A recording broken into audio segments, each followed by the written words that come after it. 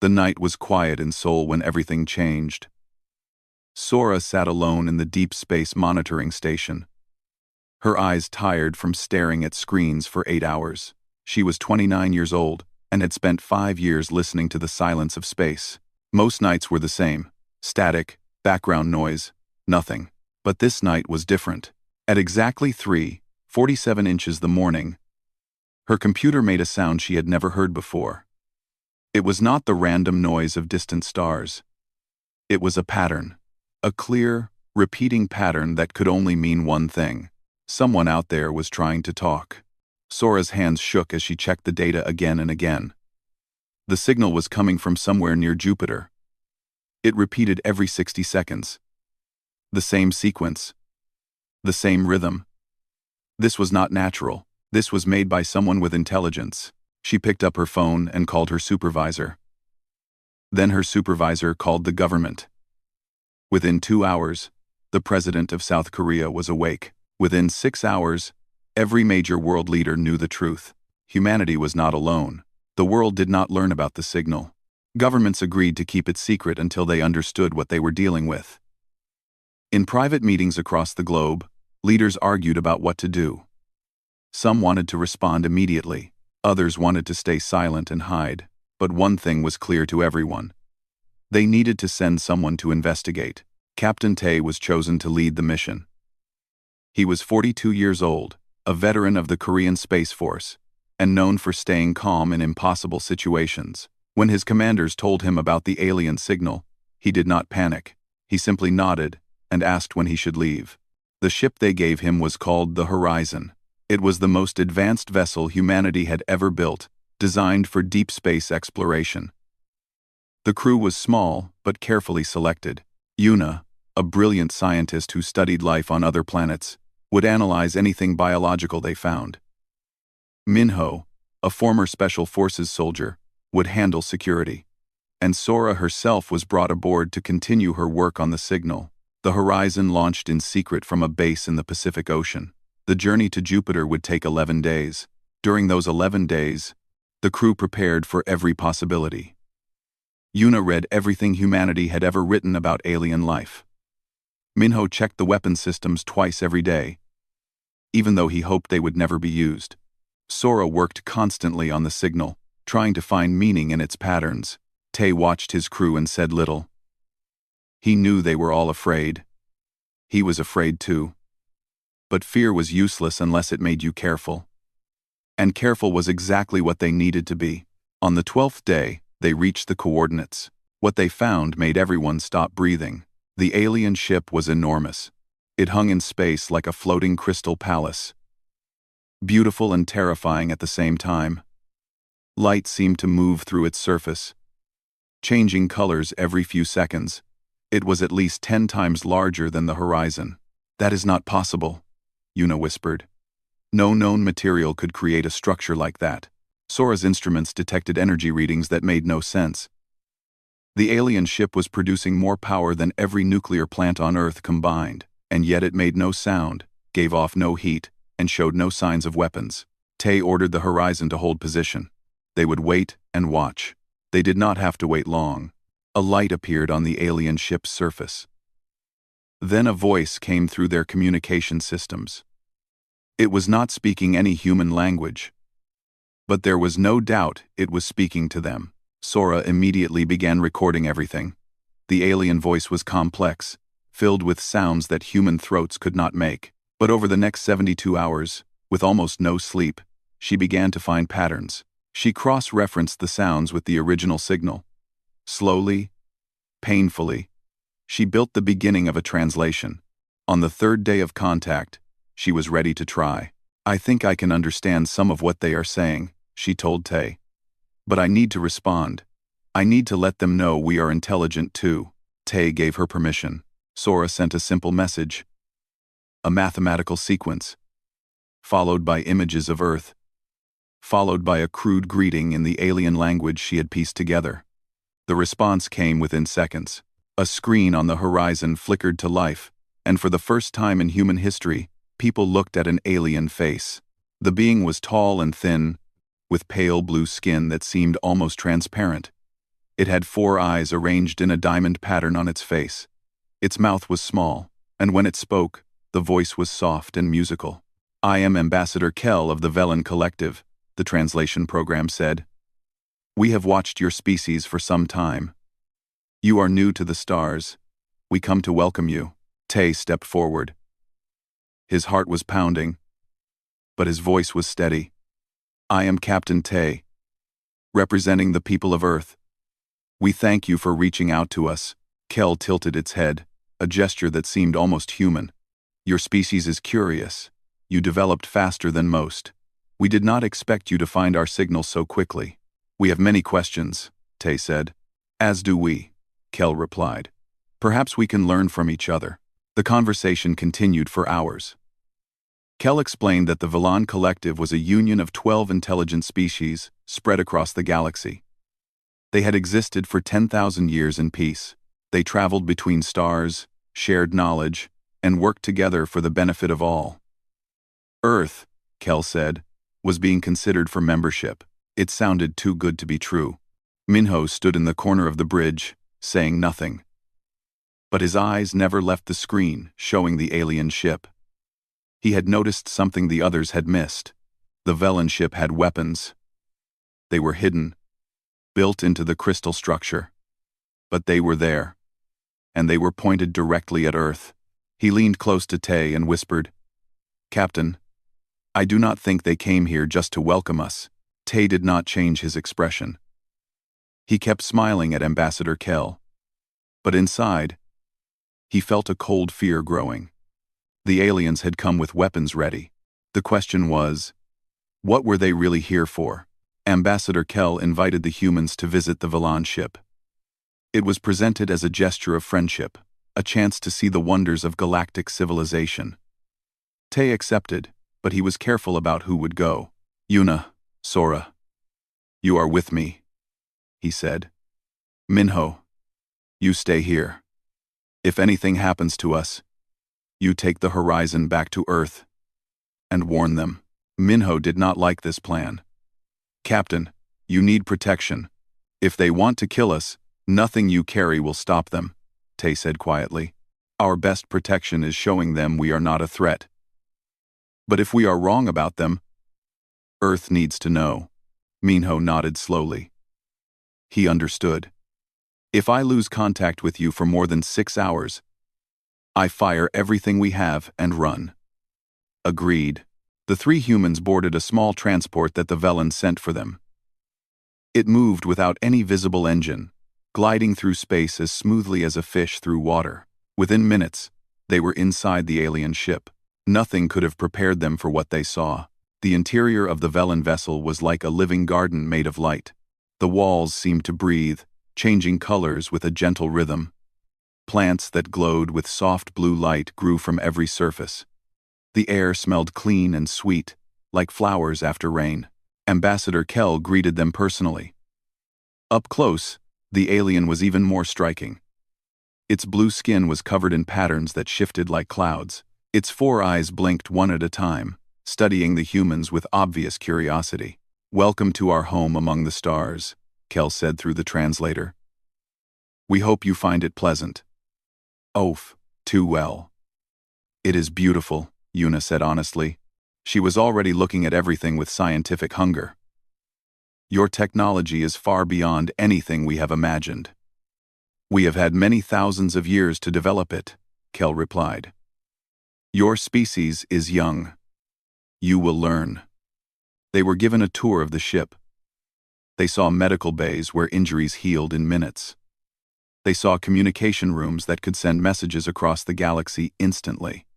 They saw engines that bent space itself, allowing travel between stars in days instead of centuries. The humans asked endless questions. The Velen answered most of them, though some topics were avoided. When Tay asked about weapons, Kell simply said, "We have defenses. We hope never to use them." During the tour, they met other Velen. Most kept their distance, watching the humans with expressions that were hard to read. But one alien approached them directly. Her name was Mora, and she was a scientist who studied what she called Emerging species. She was shorter than Kel, with darker blue skin and eyes that never seemed to blink. Fascinating, Mora said, walking in a slow circle around Yuna. Your bone structure is remarkably dense. Your muscles are much larger than necessary for your body size. And your eyes? They face forward. Like a predator. Yuna felt uncomfortable under this examination, but she kept her voice calm. Humans evolved as hunters. We needed to see depth to track prey. Hunters. Mora repeated the word as if it tasted strange. Yes. We have read your history. Your species hunted other animals for food. You still do. Many species hunt, Yuna said. Not in the collective. Mora's voice was flat. No species in our union evolved as predators. We all developed from peaceful creatures. Gatherers, grazers, swimmers who ate plants. She paused. You are the first hunters we have ever encountered, who developed intelligence. There was something in her tone that made Yuna uneasy. It was not quite fear.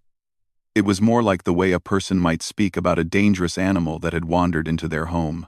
Later, while Tay spoke with Kel about Earth's history, Yuna made her own observations about the Velan. They were physically weak. Their bones were thin and hollow, designed for a low-gravity world. Their movements were slow and careful. When Yuna accidentally bumped into one crew member, the Velan stumbled backward as if struck by a strong force. The human had barely touched it. The Velan also seemed to tire easily. After a few hours of conversation, Kel needed to rest. Mora explained that their species required frequent sleep periods throughout the day. Sora, meanwhile, had been given access to the ship's historical archives. What she found there changed everything. The Galactic Collective had existed for 10,000 years. In all that time, they had never fought a war. Not once. The 12 species that made up the collective had all evolved on peaceful worlds with abundant resources. They had never needed to compete. They had never needed to kill. The concept of violence was so foreign to them that their languages barely had words for it. When Sora reported this to Tay, he was quiet for a long moment. They have no idea what we are, he finally said. No, Sora agreed. They classify us as a Category 7 species. Primitive and aggressive. They expect us to destroy ourselves within a few centuries. And if we do not? Sora did not answer. She did not need to. On the second day aboard the Velan ship, Kel made a request.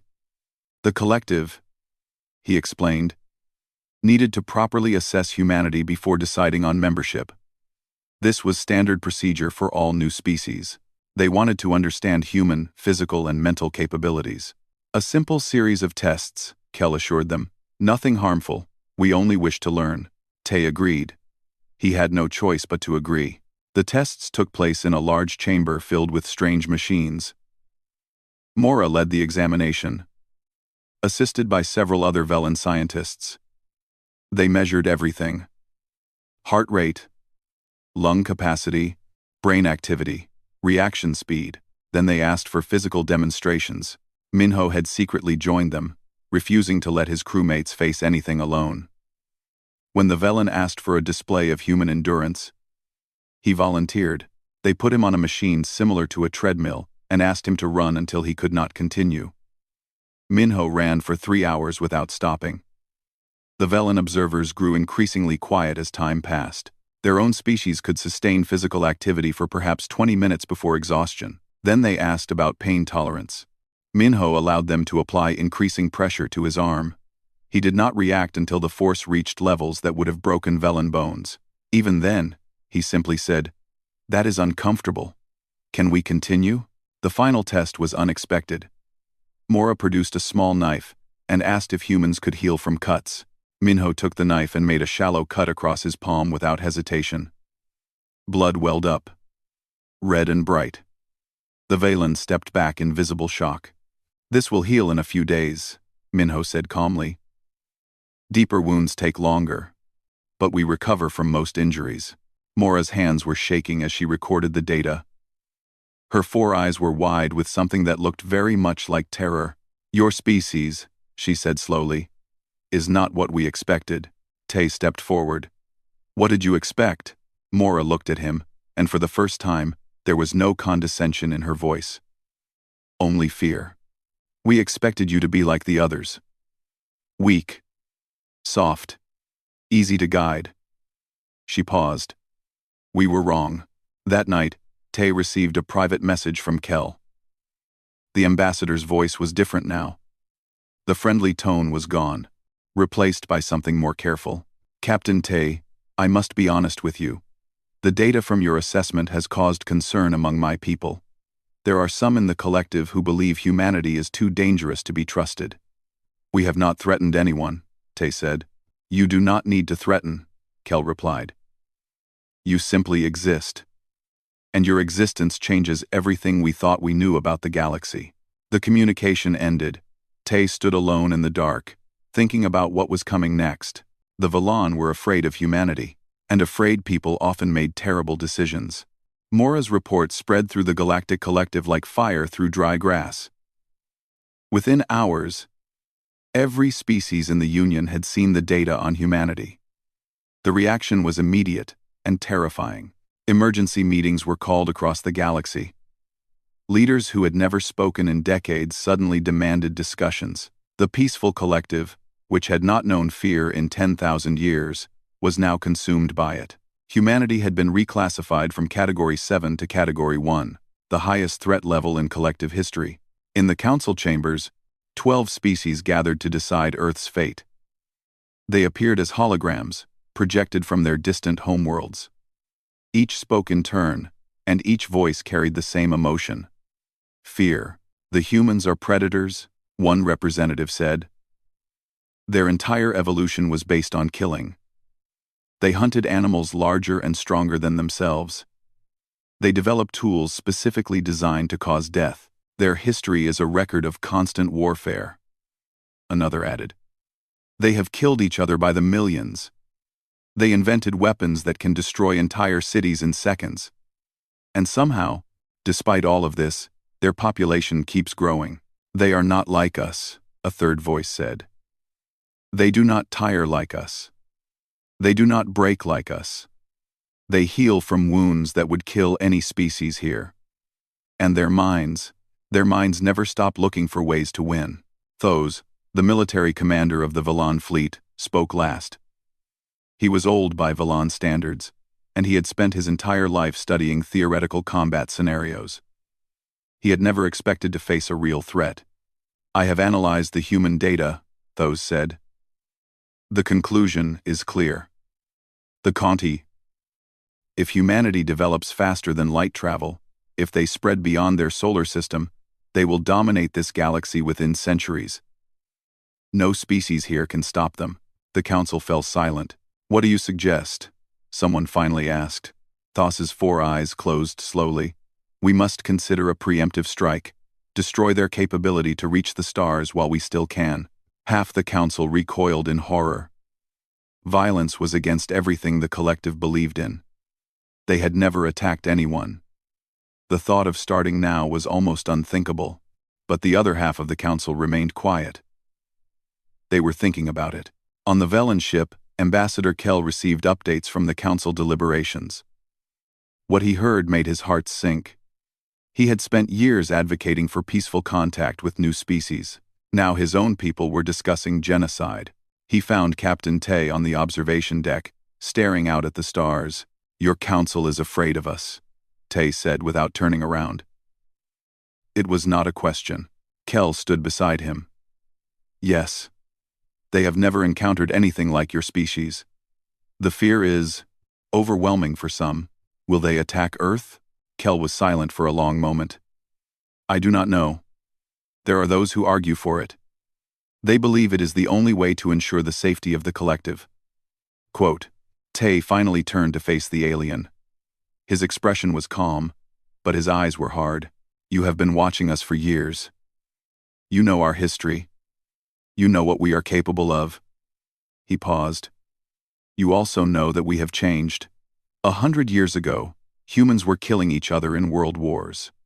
Today, we work together. We built a united government. We reached for the stars as one species. That does not erase what you were, Kel said. No, but it shows what we can become. On Earth, the situation was growing critical. Sora had managed to send encrypted messages back to Admiral Wujin, warning him about the Council's discussions. The Admiral immediately ordered a full military mobilization. Humanity did not have faster-than-light travel. They could not fight the collective across the galaxy, but they could make Earth a fortress. Every warship was activated. Every missile system was brought online. Satellites were repositioned to detect incoming threats. Underground bunkers were prepared for civilian populations. If the collective decided to attack, humanity would fight back with everything they had. Wujin also sent new orders to the horizon. Stay with the aliens and keep them talking. Every hour of negotiation was another hour for Earth to prepare. Yuna confronted Kel directly on the third day. You came to us with smiles and talk of friendship, she said. But you were judging us the entire time. You wanted to see if we were dangerous enough to destroy. Kel did not deny it. When we first detected your species, we hoped you would be like the others. Simple. Peaceful. Easy to integrate into the collective. But your radio signals told a different story. Your broadcasts were full of war, violence, and destruction. We needed to see for ourselves. And what did you see? Kel's 4 eyes met hers. We saw exactly what we feared. A species born from struggle and death. A species that should have destroyed itself 1,000 times over. But you did not. You survived everything your world threw at you. Ice ages, plagues, wars, natural disasters. It paused. In 10,000 years, the collective has never encountered such resilience. That frightens you. It terrifies us. Kel's voice was barely above a whisper. You are apex predators who learned compassion. Warriors who built hospitals. Destroyers who create art. We have no category for what you are. We do not know if you are a gift to the galaxy or its end. Yuna felt something shift inside her. For the first time, she truly understood how aliens saw humanity. Not as evil. Not as monsters. Just as something completely unknown and unpredictable, and the unknown was always frightening. On the observation deck, Tay made a decision. We cannot wait for your council to decide our fate, he told Kel. Humanity will speak for itself. What do you mean? We will send a delegation to the collective council. We will answer their questions. We will show them who we really are. Kel looked shocked. That has never been done. New species do not address the council until they are accepted as members. We are not a normal species, Tay said. You said so yourself. He contacted Admiral Wujin and explained his plan. The Admiral was hesitant at first, but he understood the logic. Fighting was a last resort. If there was any chance to convince the collective through words, they had to try. 2 days later, the Horizon and 3 escort ships departed for collective space. Kel provided the coordinates, though doing so went against direct orders from his government. He had chosen to believe in humanity, even when his own people did not. As the human fleet entered hyperspace for the first time, Tay felt the ship shudder around him. They were traveling faster than light, crossing distances that should have taken centuries, and they were heading toward a council that might decide to destroy them. Sora noticed something on her scanners. Captain, we are being followed. Tay looked at the screen. Behind them, keeping a careful distance, was Thas's military fleet. They do not trust us, Minho said. Would you trust us? Yuna asked quietly. No one answered. The journey to the collective homeworld would take 5 days. 5 days to prepare for the most important speech in human history.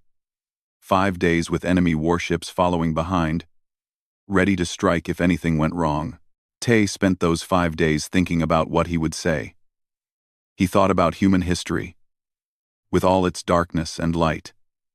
He thought about the wars, yes, but also about the treaties that ended them. He thought about the genocides, but also about the people who risked their lives to stop them.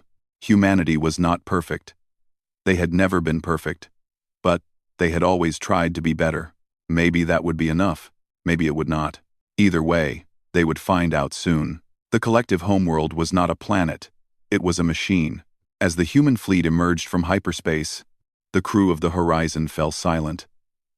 Before them hung a structure so vast it defied comprehension.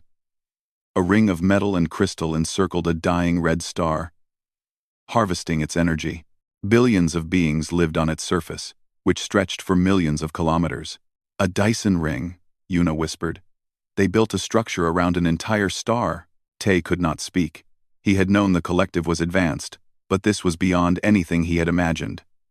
Humanity had barely reached Mars. These beings had conquered the stars themselves. How could Earth ever compete with this? Thousands of ships surrounded the megastructure. Vessels from all 12 species of the collective gathered to witness the arrival of the strange predators from the distant arm of the galaxy. News broadcasts carried images of the human fleet across the entire civilization. Trillions of eyes watched and waited. The Horizon was directed to a docking platform near the council chambers.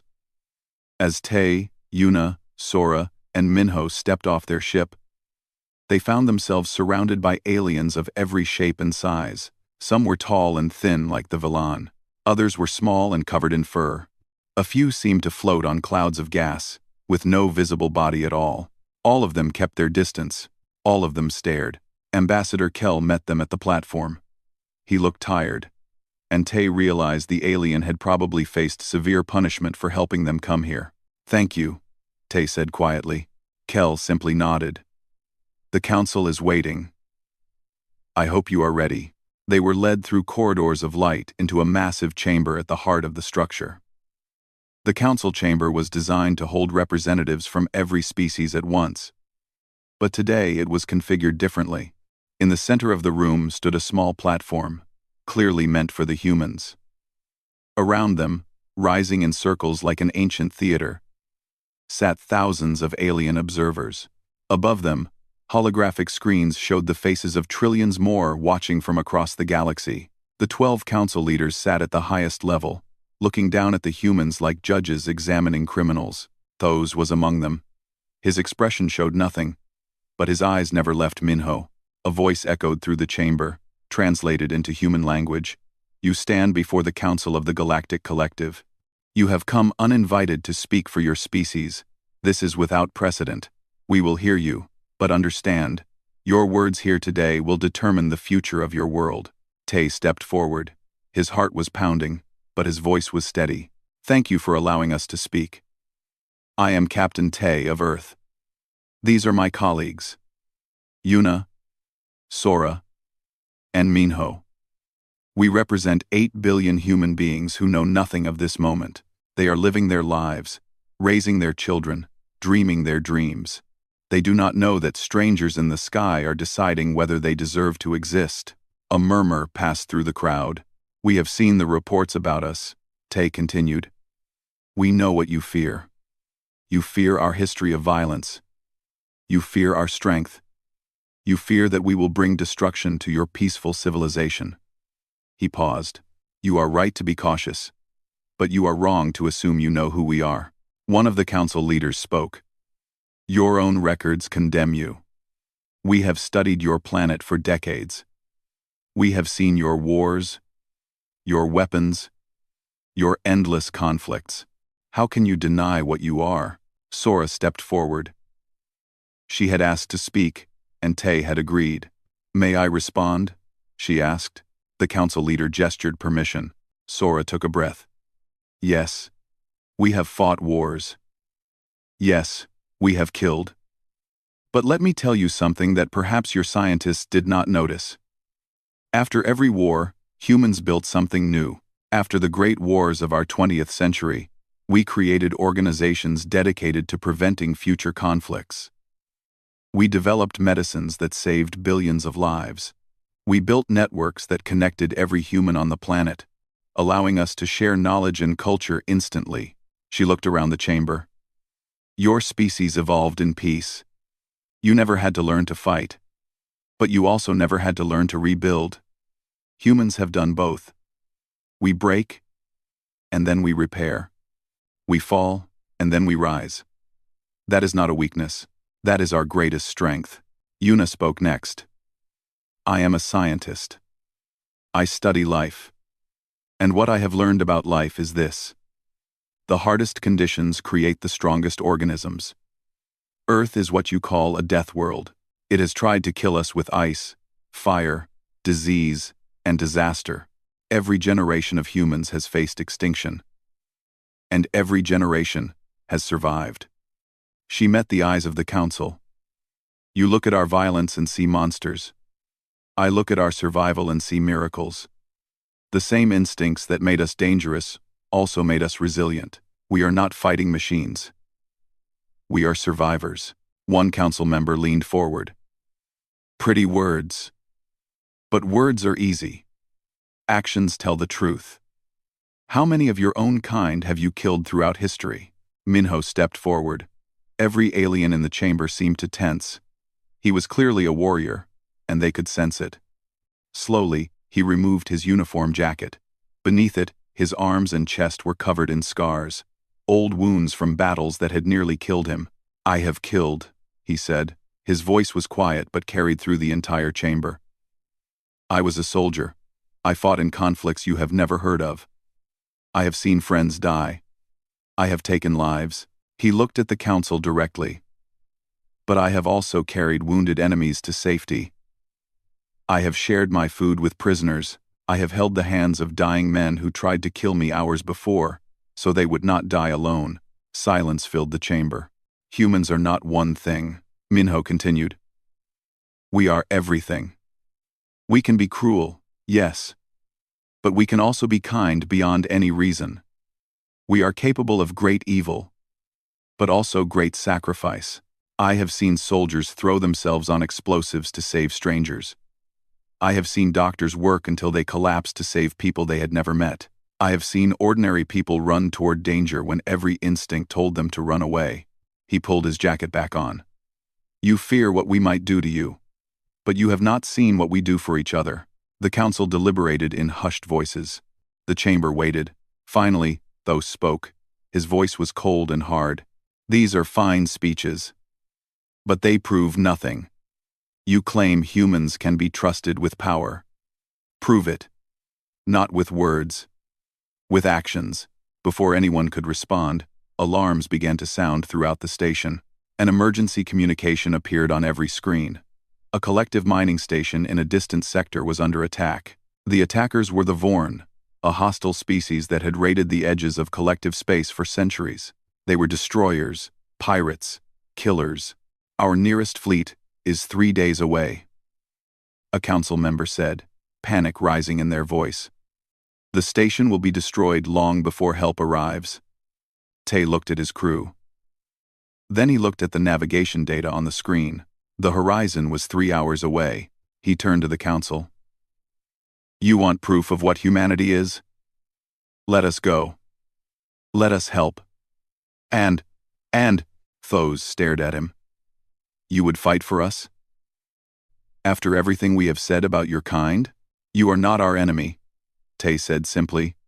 The people on that station need help. That is enough reason. The council looked at each other, uncertain. We do not have time for debates, Tay said. My crew is leaving. You can try to stop us, or you can let us show you who we really are. He turned and walked toward the exit. Yuna, Sora, and Minho followed without hesitation. No one tried to stop them. Minutes later, the horizon broke away from the collective homeworld and jumped into hyperspace. Behind them, the entire galaxy held its breath. The Vorn were everything the collective feared. They were a species born from violence, much like humans. But where humanity had learned compassion over thousands of years, the Vorn had embraced cruelty. They were raiders, slavers, and destroyers. For centuries, they had attacked the edges of collective space, knowing that the peaceful aliens could not fight back. When the horizon emerged from hyperspace near the mining station, the situation was worse than expected. 12 Vorn warships surrounded the station. They were ugly vessels, covered in weapons and scarred from countless battles.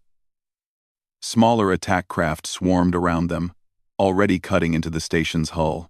Inside the station, 3,000 collective workers were trapped and dying. The Vorn had 4 times as many ships as the humans. They were faster, better armed, and experienced in combat. Captain Tay looked at the tactical display and smiled. "They do not know what they are fighting," he said. Minho cracked his knuckles. "Should we educate them?"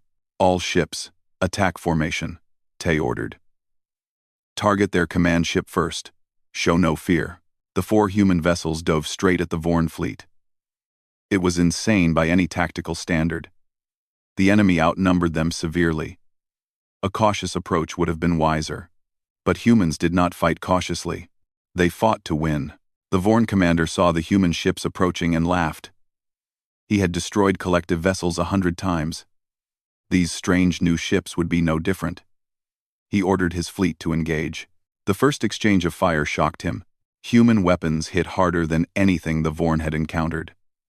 Their ships moved in unpredictable patterns, constantly changing speed and direction.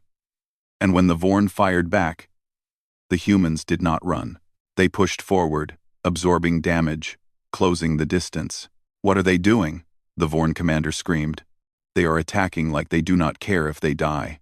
On the horizon, Tay watched as his ship took hit after hit. Alarms wailed. Crew members shouted damage reports. A fire broke out in the lower decks. None of it mattered. "Maintain course," Tay ordered. "Get us close enough to board." Yuna was monitoring the enemy ships. "Captain, their shields are strong, but their hulls are weak. If we can get inside." "That is the plan," Minho said. He was already in combat armor, leading a team of soldiers toward the boarding pods. The horizon crashed into the Vorn command ship like a spear. Metal screamed as the 2 vessels locked together. Within seconds, boarding pods launched from the human ships, punching through the Vorn hulls and releasing soldiers inside. What happened next was beyond anything the Vorn had experienced. Human soldiers moved through their ships with terrifying efficiency. They worked in teams, covering each other, advancing room by room. When they encountered resistance, they did not hesitate. The Vorn were fierce fighters, but they had never faced an enemy that simply refused to stop. Minho led his team toward the command center. A Vorn warrior blocked his path, twice his size and covered in natural armor. It roared a challenge. Minho shot it in the knee, then closed the distance before it could recover. In close combat, humans were devastating. Their dense bones and powerful muscles gave them strength that seemed impossible for creatures their size. Minho broke the warrior's arm, disarmed it, and moved on. Behind him, his soldiers followed with the same brutal efficiency. In the command center, the Vorn commander watched his tactical display with growing horror. His ships were failing. Human vessels, damaged and burning, refused to retreat. They kept fighting, kept pressing, kept killing. It was not combat. It was something else entirely. It was revenge for every peaceful species the Vorn had ever hurt. The door to the command center exploded inward. Minho stepped through the smoke, his weapon raised. Behind him stood 4 human soldiers, all of them wounded, none of them showing any sign of stopping. "Surrender," Minho said. The Vorn commander drew his weapon. He would rather die than... Minho shot him in the hand, then in the leg. The alien collapsed, screaming. "I said surrender," Minho repeated. "I did not say you had a choice." Outside, the battle was ending. 4 human ships had destroyed or disabled 12 Vorn warships. It should have been impossible. The collective council watched the live footage in stunned disbelief. "They are not running," one council member whispered. "The Vorn always run when they start losing. But they cannot run from these humans." The last Vorn ship tried to flee. The human escort vessels pursued it, crippling its engines, then boarding it to take prisoners. In 6 hours of combat, humanity had done what the collective had failed to do in centuries. They had defeated the Vorn. When the fighting ended, the crew of the Horizon turned their attention to the mining station. 3,000 collective workers were still trapped inside, many of them injured. Human medics moved through the wreckage, treating alien wounds they had never seen before, adapting their techniques on the spot. Yuna worked beside them, using her scientific knowledge to help. The collective workers were terrified at first. shrinking away from the predator creatures that had just destroyed an entire fleet. But when they saw humans bandaging their wounds, carrying them to safety, sharing their own limited supplies, the fear began to fade. One young Valen worker, barely more than a child, looked up at Sora as she cleaned a cut on his face. "You came to save us," he said, confused. "But your people were on trial. The council was deciding whether to destroy your world." Sora smiled gently. "You needed help. Everything else was secondary." The child did not understand. Perhaps he never would. But the council understood. When Admiral Wujin arrived 3 days later with Earth's full fleet, he found something unexpected waiting for him. Not a battle, not a confrontation, but an invitation. The collective council had voted. The decision was unanimous. In the council chamber, Tay stood before the 12 species once again. This time, however, the atmosphere was completely different. There was no fear in the alien faces looking down at him. There was something else. Something that looked almost like hope. "We have watched you," the senior council leader said. "We have studied you. We have feared you. But today, we have seen who you truly are." In the fair card, Mora stepped forward. Her voice, which had once been filled with condescension and terror, was now soft with something like awe. "You are predators. Yes. You are warriors. But you are also protectors. You ran toward danger when every other species would have fled. You fought for people who were strangers, who had threatened you, who had considered destroying your world." She paused. "We do not have a category for what you are. So we have created one." Ambassador Kell spoke next. "The Galactic Collective extends an offer to humanity. Not membership, as we give to other species. Something new. Something we have never offered before." He looked at Tay with all 4 of his eyes. "We ask humanity to become the guardians of the collective. To stand between us and the darkness. To protect those who cannot protect themselves. You are the first species in 10,000 years to earn this title, and perhaps you will be the last." Tay looked at his crew.